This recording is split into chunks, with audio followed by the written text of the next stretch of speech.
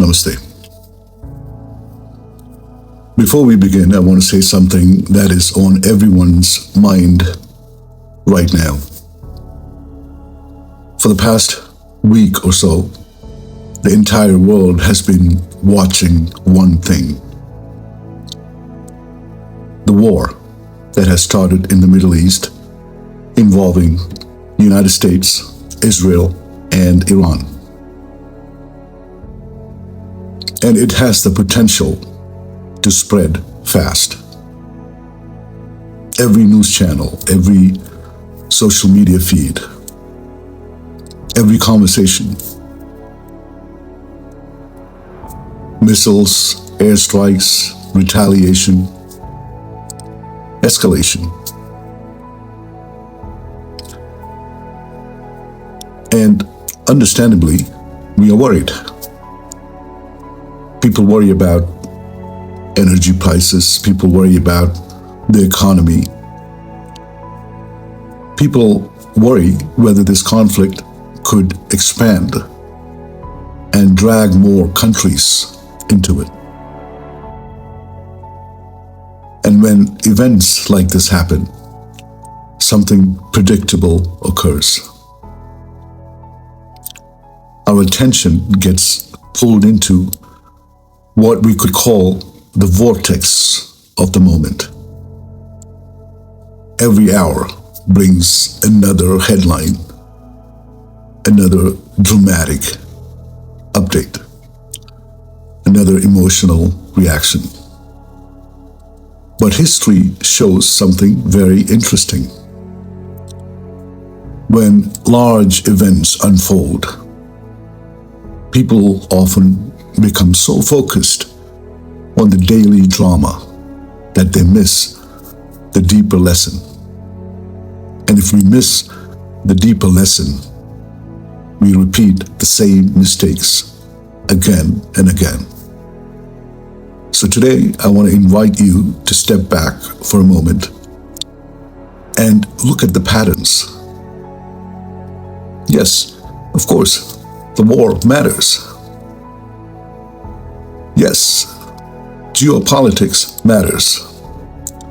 But instead of looking only at today's headline, I want you to look at this moment through a deeper lens.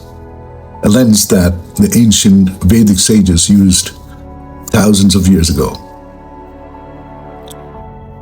When studying rulers, power, and the philosophy of tyranny.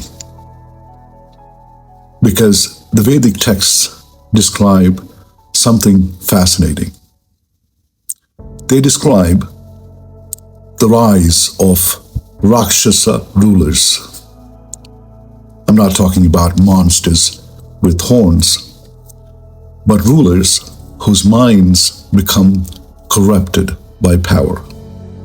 And they describe what happens when such rulers appear. And when systems fail to restrain them. They also describe something even more interesting. They explain why entire populations sometimes follow such leaders anyway. So today, we are going to look at power from that ancient perspective. And the lesson that we are going to explore is very simple. The greatest danger to a society is not merely a dangerous leader. The greatest danger is a system that cannot restrain him. Corrupt leaders will always exist. That has been true. But the real question is whether the system is strong enough to stop them. So, before we elect a leader, we must understand what a Rakshasa mind is. In the Vedic tradition, there is a word used to describe rulers who become intoxicated with power. They are called Rakshasas. Now, this word is often misunderstood. It doesn't simply refer to mythical creatures with horns. It describes a state of consciousness. A Rakshasa mind has very clear characters: extreme ego, obsession with domination, contempt for restraint, disregard for the suffering of others, and perhaps most importantly, a belief that the law does not apply to them. The Vedic sages understood something simple but very important. Power amplifies character. If a wise person gains power, society flourishes. If a person driven by ego gains power, society suffers. And the ancient rishis of India recorded many rulers, not simply as mythology, but as warnings. Warnings about what happens when systems fail to restrain power. In the Bhagavata Purana, there is a story of such a Rakshasa king. His name was Hiranyakashipu. Hiranyakashipu was not a weak man. He performed immense austerities. He gained tremendous powers. He conquered kingdoms. But power changed his mind. It convinced him that he was above all law. According to the story, he issued a law across his empire. No one should worship God anymore. They should worship him. Imagine the arrogance of that. A ruler demanding that the entire population treat him as divine. Anyone who refused was punished.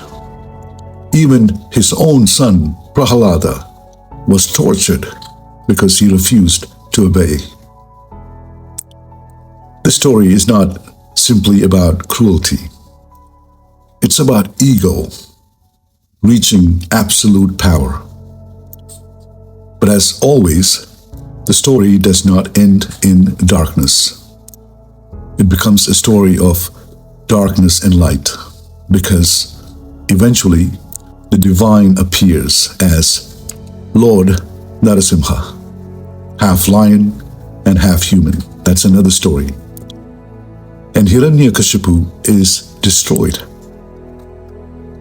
The message recorded in that story is very powerful. When power becomes arrogant enough to declare itself above truth, the universe eventually corrects it. And after such events, societies often reform their systems, because the suffering caused by one tyrant exposes the weaknesses that allowed him to rise. There are many such stories in the Vedic tradition. The lesson is clear that when tyrants rise, it usually means the system failed to restrain them. Let me share another story. The story of Ravana. Ravana was a powerful king of Lanka. He was brilliant. He knew the Vedas. He possessed immense knowledge, but he lacked humility. And when intelligence is not guided by dharma, it becomes dangerous. In the Ramayana, Ravana's ego convinces him that he can take whatever he desires, even if it means abducting Sita, the wife of Rama, Lord Rama. That single act triggers a war. And again, the story becomes a battle between darkness and light. Ravana represents power, driven by ego. Rama represents power, guided by dharma. And in the end, Lord Rama wins, because the tradition insists on a simple truth. Dharma ultimately prevails over adharma. Stories like this shape the Vedic world into a dharmic culture. They showed that systems must have the power to stop such rulers. There will always be corrupt leaders, but the system must be strong enough to stop them. Now, if you're wondering, why do people support such leaders? Why do loyalists defend them, even when corruption becomes clear? The Vedic sages explained this through the gunas. When the mind is dominated by tamas, which is darkness, fear, and confusion, people seek security or above truth. When the mind is dominated by rajas, which is anger and competition, people seek victory above justice. In such states of mind, people become attracted to these so-called strong personalities who promises protection and dominance. Another powerful force is identity.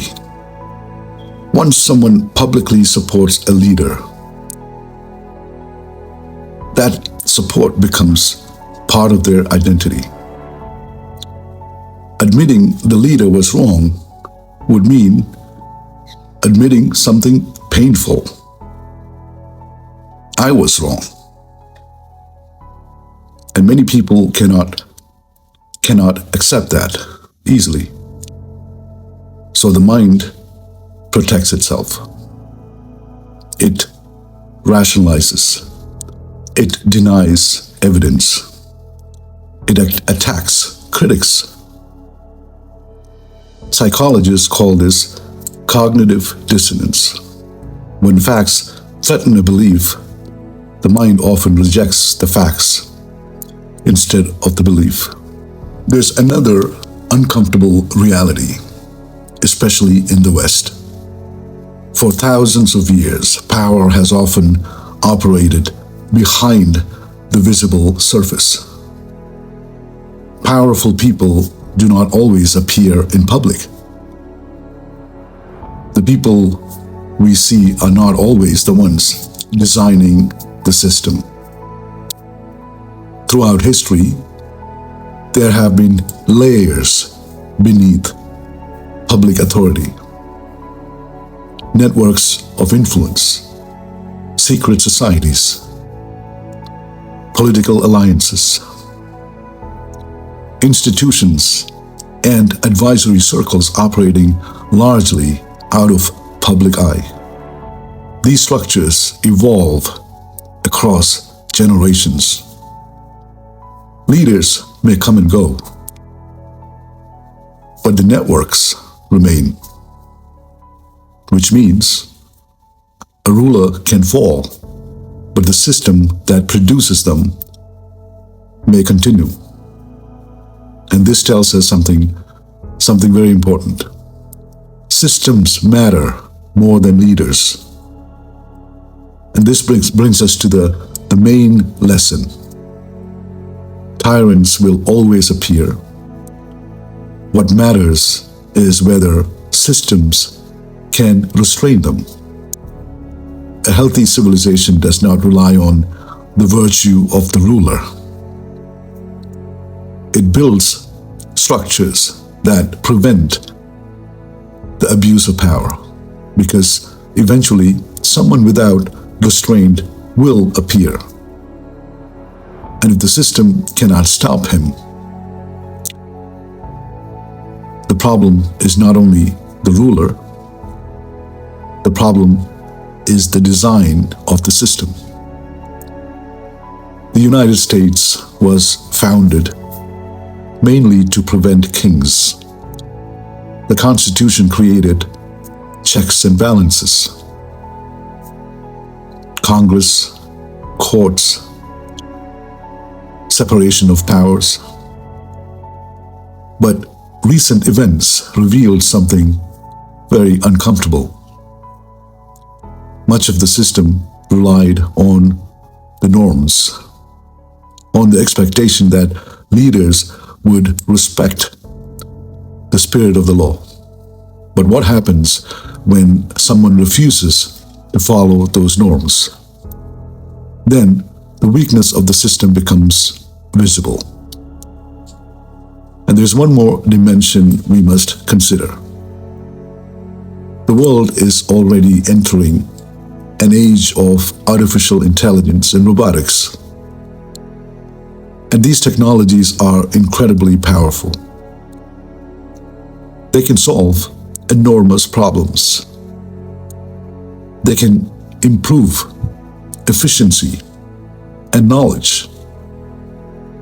But technology itself is never the real issue, is it? The real question is always this: who controls it? If powerful technologies like AI can be controlled by systems that already concentrate power, the future may become more controlled and not more free. Technology multiplies the reach of those who hold authority.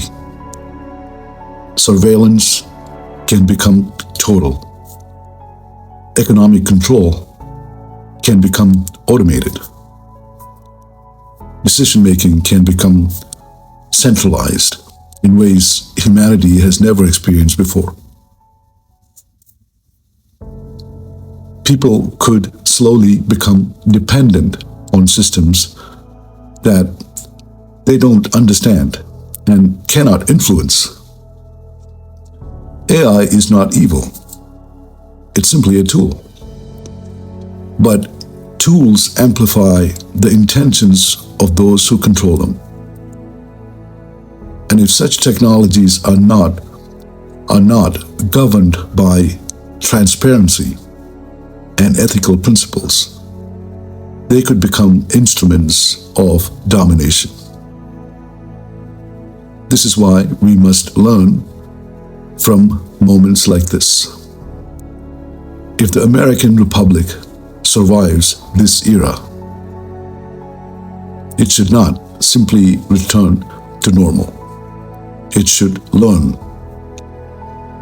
because history just revealed something. The US Constitution still leaves too much room for the concentration of power.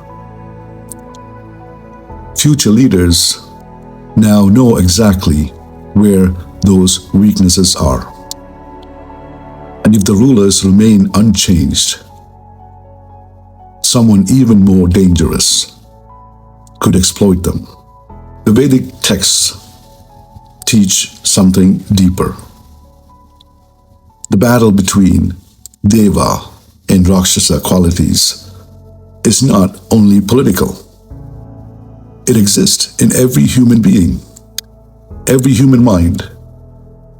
When we choose truth, discipline, and compassion, we strengthen the Deva qualities. When we choose arrogance, when we choose domination and contempt for restraint, we strengthen the Rakshasa qualities in us. societies eventually reflect whichever quality become dominant in their leaders. The real reason of this moment is not about one leader. It's about power. It's about systems. And it is about whether a republic is wise enough to learn from his own tests. Because a constitution proves its strength not when good leaders are in office, but when dangerous leaders appear. If one man can stretch the system this far, then the time has come to ask a deeper question. How power itself should be restrained, because the survival of a republic ultimately depends on that question. Namaste.